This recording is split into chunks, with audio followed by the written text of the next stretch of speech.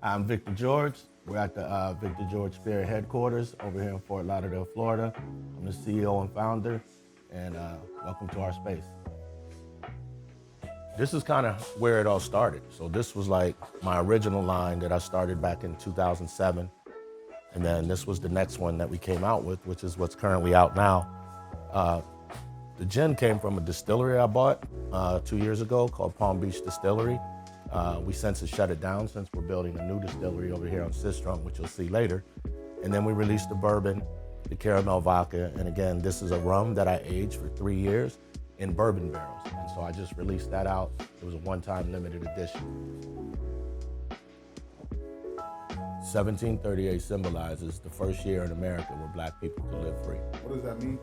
It means a lot because it's a story that was hardly ever told. And when I started researching for the bourbon, I wanted something that related to Black people and something that related to Florida. And when I came across that story, I was like, this is it. I'm putting it on the bottle. We're gonna do our part to help tell it. We donated $1 off every bottle sold for the first year. Last year, I gave them a check for $10,000. So every year we'll be doing that. And that's the inspiration, really. Because it's bigger than us. It's like, that's the thing. I mean, that's the symbol of freedom. And that's not just Black history, that's American history. So the best way to enjoy bourbon for most bourbon aficionados is neat, which means no ice, no mixers, no anything. But what a lot of people like to do is they like to take one ice cube and put it in the bourbon. That kind of opens it up a little bit. And then you try it, you sip just a little bit of it, get the taste going. And then the next one you put on the back of your tongue so you could really enjoy it and get the smoothness or whatever the tasting notes are of it as it goes down. So that's, bourbon drinking 101. Where we're headed now is we're heading to the site of where we're gonna build our new distillery. I think that, what got me into the spirits industry and kept me in it is the uniqueness of it, the excitement of it.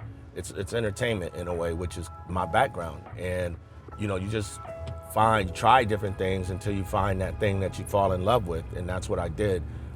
Fell in love with this industry and this business, and that's what, kept me going. So I don't feel like it's a job. I don't feel like it's work. I just enjoy what I do. So that's what kept me there.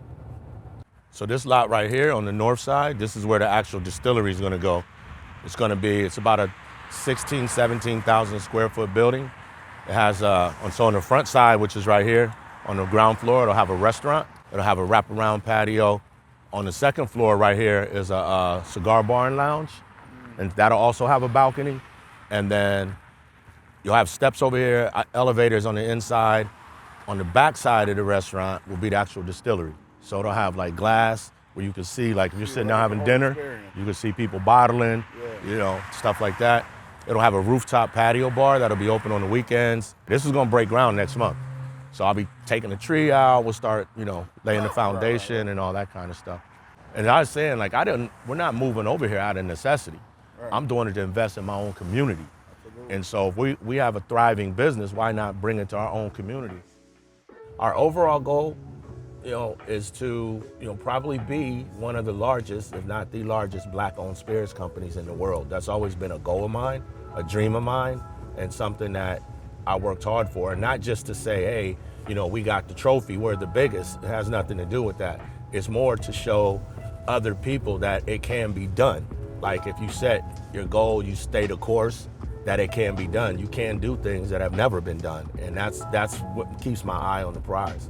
What I found is that if you're able to inspire other people to be great, then they're gonna support you and they're gonna help you get there and where you're trying to get. But it's just like a blueprint or a playbook if you're playing, or a roadmap if you're going somewhere. You just gotta really, have a focused plan and get there. And you gotta have good partners, like good distributors and good, employees and things like that. So to me, that's what's worked for us.